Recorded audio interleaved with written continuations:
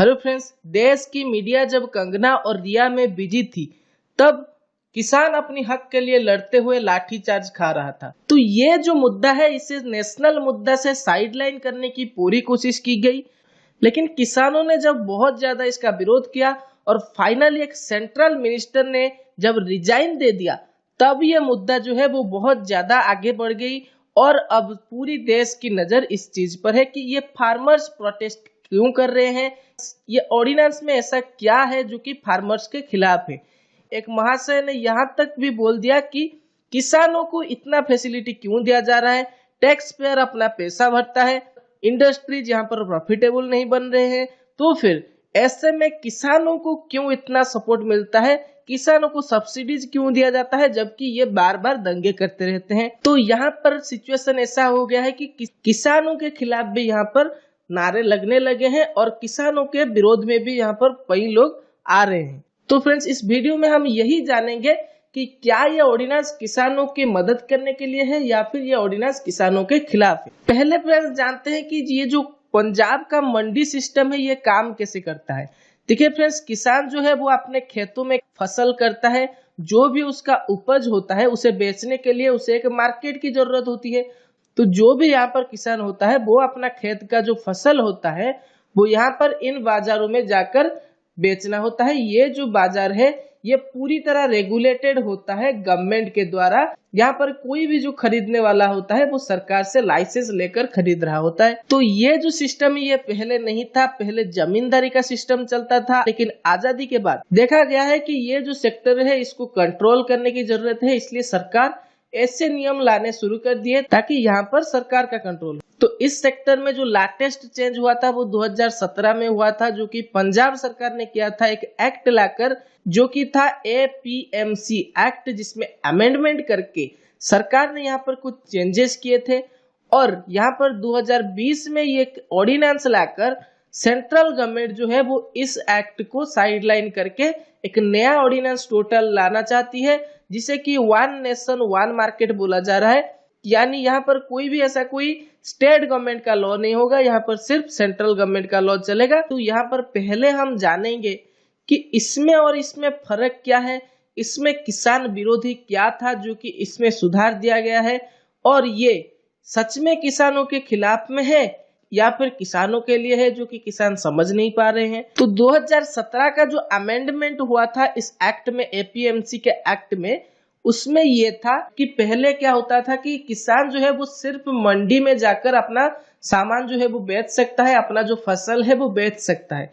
लेकिन इस अमेंडमेंट के बाद ऐसा सिस्टम आया कि कोई भी प्राइवेट मंडी जो कि इस मंडी के बाहर अपना मंडी लगाना चाहता है, कोई 10 एकड़ का लगाना चाहता है, कोई 3 एकड़ का लगाना चाहता है, कोई भी यहाँ पर लगा सकता है। लेकिन ये मंडी लगाने के लिए आपको सरकार से परमिशन लेनी पड़ेगी, जो कि लाइसेंस लेना पड़ेगा, और यहाँ पर और भी कुछ सिस्टम है जो कि हम जानेंगे। लेकिन जो सेंटर का ये जो ऑर्डिनेंस आया इसके हिसाब से कोई भी यहाँ पर सरकार से परमिशन लेने की जरूरत नहीं है। अगर किसी के पास भी एक पान कार्ड है तो वो यहाँ पर ये व्यवसाय कर सकता है, और सरकार का ये कहना है कि इससे किसान को यहाँ पर मंडी में जाने की जरूरत नहीं है, उसके घर के पास से ही ये जो ट्रेडर्स होंगे ये उनका फसल खरीद लेंगे। पहली बात ये है। अब जानते हैं कि और क्या है इस। तो जैसे कि पहले मैंने आपको बताया 2017 में ही प्राइवेट प्लेयर्स को यहाँ पर अलाउ कर दिया गया है। जो भी प्राइवेट प्लेयर्स है वो यहाँ पर सरकार से परमिशन लेकर यहाँ पर 10 एकड़ की या फिर 3 एकड़ की या फिर 1 एकड़ की कोई भी एक मंडी बना सकते हैं, लेकिन इसका पूरा कंट्रोल जो है वो सरकार के पास होगा और इन लोगों से टैक्सेस भी लिया जाएगा। लेकिन जो सेंटर का ऑर्डिनेंस है इसमें ऐसा कोई प्रोविजन नहीं है, यानी किसी को यहाँ पर लाइसेंस लेने की जरूरत नहीं है। यहाँ पर कोई भी आकर बिजनेस कर सकता है और उनसे किसी तरह की चार्ज नहीं लिया जाएगा। तो फ्रेंड्स, ये तो अच्छी बात है। अगर कोई चार्ज नहीं लिया जाएगा ट्रेडर से तो ये जो पैसा है ये ट्रेडर्स तो सीधा पूरी तरह दे देंगे किसानों को, किसानों को फायदा होने वाला है यहाँ पर। तो इसमें प्रॉब्लम क्या है? बात आती है यहाँ पर कि अगर प्राइस में कोई फ्लक्चुएशन आता है तो क्या होगा। अगर किसी साल फसल अच्छा हो गया और इसका दाम पूरी तरह गिर गया तब क्या होगा? क्या 2017 के अमेंडमेंट में कुछ ऐसा किया गया है, कुछ प्रावधान है इसके लिए? जी हाँ फ्रेंड, 2017 में ऐसा एक प्रावधान लिखा गया है जो कि है प्राइस स्टेबलाइजेशन फंड।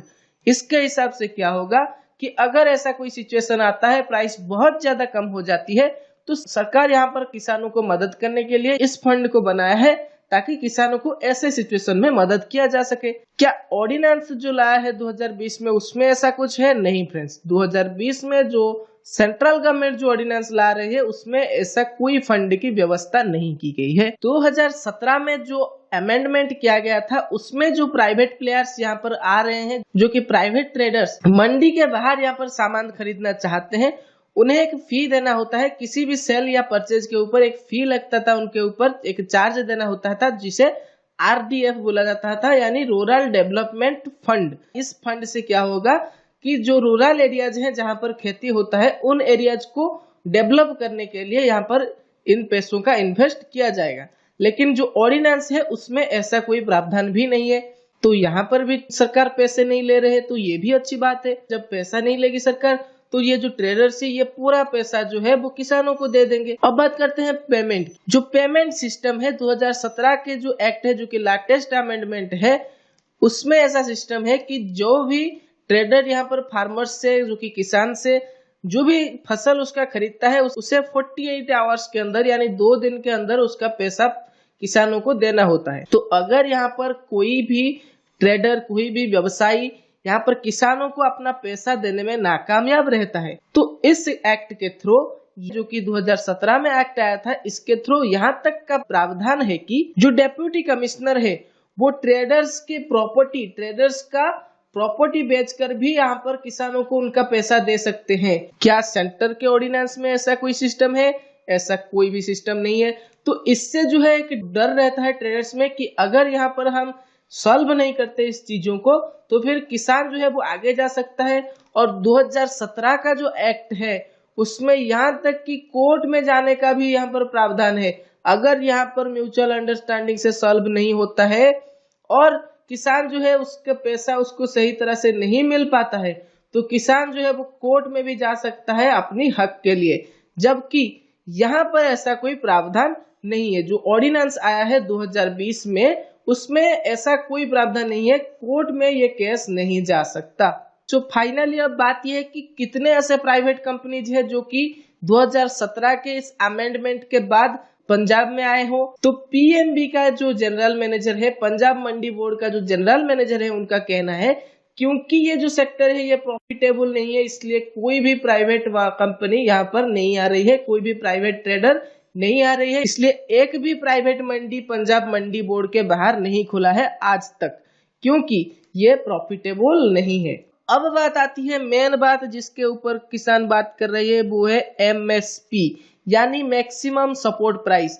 ये क्या होता है फ्रेंड्स? जब कोई किसान कोई खेती करता है तो ये जो खेती है ये भी एक बिजनेस की तरह ही है, जहां पर पहले आपको इन्वेस्ट करना होता है, आपको फर्टिलाइजर्स में भी इन्वेस्ट करना होता है, आपको दवाइयों में भी इन्वेस्ट करना होता है। तो बहुत सारी चीजें हैं जिसमें किसानों को अपना खर्चा करने के बाद जो है वो फसल मिल पाता है। तो ऐसे में जो किसान खर्चा करता है, मान लीजिए 1 एकड़ में उसका जो खर्चा आया है वो आया है 1000 रुपए का, जो भी उसका फसल निकलता है उस 1 एकड़ की जमीन से अगर वो जब बेचने जाता है उसे 500 रुपए मिलते हैं, तो वो आगे खेती कैसे करेगा?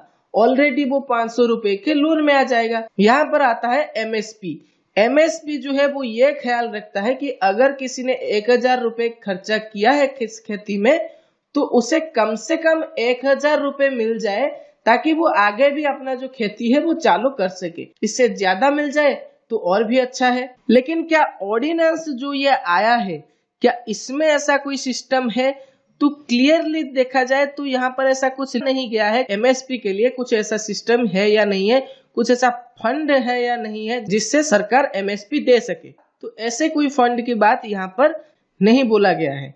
तो फाइनली अगर देखा जाए तो ये जो ऑर्डिनेंस है ये ऐसे बुरी नहीं है, क्योंकि अगर बहुत सारे प्राइवेट प्लेयर्स आ जाते हैं, बहुत सारे प्राइवेट कंपनीज खुल जाती हैं यहाँ पर, तो किसान जो है वो किसी के साथ भी बेच सकता है। अगर ये 1000 दे रहा है तो ये 2000 देगा, ये 3000 देगा, ये 4000 देगा, तो इससे तो किसान को फायदा होगा। तो प्रॉब्लम क्या है? तो ये जो है ये दिख रहा है लेकिन ये है नहीं, इसका जो बैक साइड है वो यहाँ पर दिख नहीं रहा है, जो कि हम आगे देखेंगे। ठीक है फ्रेंड्स, जब यहाँ पर ये जो ऑर्डिनेंस है ये आ जाएगा, इसका सिस्टम ऐसा होगा कि यहाँ पर बड़े बड़े कंपनीज बिना किसी सरकार से लाइसेंस लिए एक एक पान कार्ड लेकर इस मार्केट में घुस जाएंगे।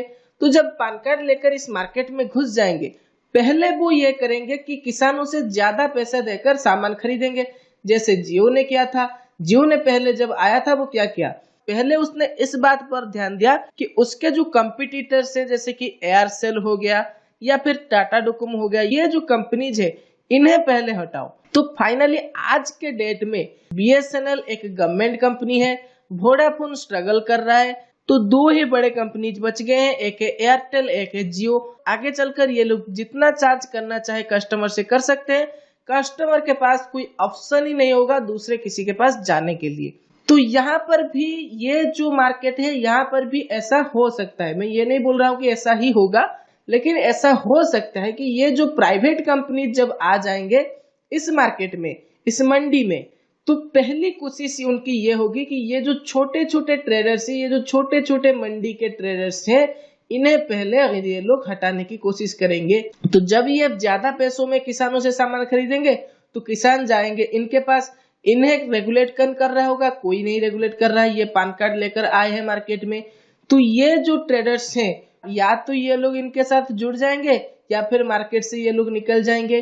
तो फाइनली एक सिचुएशन ऐसा आ जाएगा जब मार्केट में दो ही बड़े प्लेयर होंगे, तो अब किसान के पास एक ऑप्शन यह होगा, या तो इसके पास जाओ या फिर इसके पास जाओ। तो ये दोनों मिलकर अब डिसाइड कर लेंगे कि अब हम यहाँ पर 500 रुपए में खरीदेंगे, देना है तो दो, नहीं तो मत दो।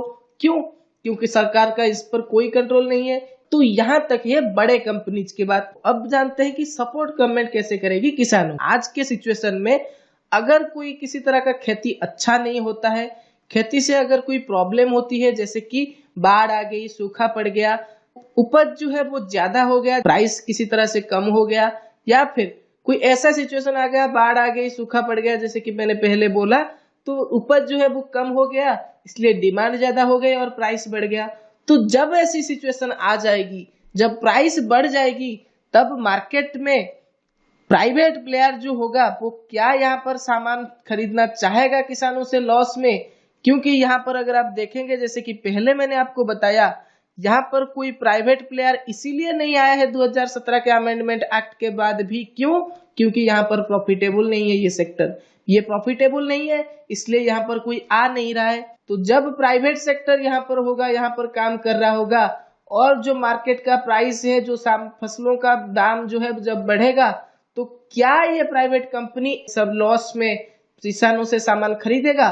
तो जाहिर सी बात है वो तो नहीं खरीदेगा, वो मार्केट से निकल जाएगा, बोलेगा हमें नहीं खरीदना भाई, इतना पैसे इसमें से लॉस हो रहा है, हमें तो आना ही नहीं है। अगर प्रॉफिटेबल नहीं है तो हम क्यों यहाँ पर आएंगे? कोई भी कंपनी प्रॉफिट के लिए काम करती है। तो ऐसे सिचुएशन में सरकार ने जो फंड बनाया होता है उससे यहाँ पर वो लोगों को मदद करती है, लेकिन यहाँ पर ऐसा कोई फंड ही नहीं है, इन पर सरकार का कोई रेगुलेशन ही नहीं है। क्यों? क्योंकि ये पैन कार्ड लेकर मार्केट में आए हैं, कोई लाइसेंस लेकर नहीं। स्टेट गवर्नमेंट का इस पर कोई कंट्रोल नहीं होगा। अब बात आती है सपोर्ट की, यानी जब ऐसी सिचुएशन आ जाएगी, जब किसानों को लॉस हो रहा होगा, तो सरकार किसे मदद करेगी? अभी का सिस्टम कैसा है, तो जब ऐसी कोई प्रॉब्लम आती है तो सेंटर जो है वो स्टेट को ये पैसा देती है, सेंटर स्टेट को फंड देती है कि आप ये फंड ले जाइए और किसानों को मदद कीजिए। तो ये जो सपोर्ट प्राइस है, ये जो फंड है, ये किसे मिलता है? स्टेट गवर्नमेंट को। स्टेट गवर्नमेंट किसके द्वारा चुनी गई होती है? लोगों के द्वारा। जाहिर सी बात है कि स्टेट गवर्नमेंट कोशिश करेगी कि लोगों को ज्यादा से ज्यादा किसानों को मदद की जाए। अगर ये ऑर्डिनेंस के हिसाब से अगर हम देखें तो यहाँ पर खरीद कौन रहा होगा? बड़े बड़े कंपनीज खरीद रहे होंगे किसानों से। तो सरकार, सेंट्रल गवर्नमेंट जो है वो किसे सपोर्ट देगी? वो कंपनीज को देगी, क्योंकि किसानों से कौन खरीद रहा है? कंपनीज खरीद रहे हैं। तो कंपनीज को यहाँ पर सेंटर जो है वो यहाँ पर सपोर्ट करेगी कि आप ये फंड लो और किसानों से सामान खरीदो। और ये जो कंपनीज है, इसे किसने चुना है? इसे तो लोगों ने नहीं चुना है। तो ये कंपनी उस सपोर्ट से कितना मदद करेगा इन लोगों को, वो हम इस 20 लाख करोड़ के पैकेज से जान सकते हैं, जो कि कुछ ही दिन पहले ही डिक्लेयर हुआ था। उससे कंपनीज को कितना फायदा हुआ और किसानों को कितना फायदा हुआ, वो तो अभी तक किसानों को पता चल ही गया होगा। तो हमें अगर लगता है कि प्राइवेट सेक्टर के जो लोग जब आ जाएंगे, प्राइवेट कंपनीज जब इस मार्केट में आ जाएंगे, इस मंडीज में आ जाएंगे, तो किसानों के पास बहुत सारे ऑप्शन होगा अपने सामान बेचने के लिए और किसानों को बहुत सारा प्रॉफिट होगा। तो हम क्या यहाँ पर सही सोच रहे हैं या गलत सोच रहे हैं, ये हम खुद डिसाइड कर सकते हैं। जो एमएसपी की बात बार बार किसान कर रहे हैं कि एमएसपी को क्यों यहाँ पर हटाया गया है। देखिए फ्रेंड्स, एमएसपी के लिए ना कोई फंड है, ना कोई यहाँ पर सरकार टैक्स ले रही है। एमएसपी को यहाँ पर साइड लाइन करने की कोशिश की जा रही है, जो कि किसानों की मांग है। जबकि जो सेंट्रल गवर्नमेंट है, जो हमारे कृषि मंत्री है, केंद्रीय कृषि मंत्री, उन्होंने अपने भाषण में ये कहा है कि केंद्र सरकार जो है वो एमएसपी को 1.5 गुना बढ़ाने की यहाँ पर कोशिश कर रही है। अब इस भाषण पर किसान जो है वो कितना भरोसा कर रहे हैं वो तो आगे चलकर पता चलेगा। आपकी राय क्या है इसके ऊपर कमेंट करके बताइए। This is the end of the video. Thanks for watching. Thank you.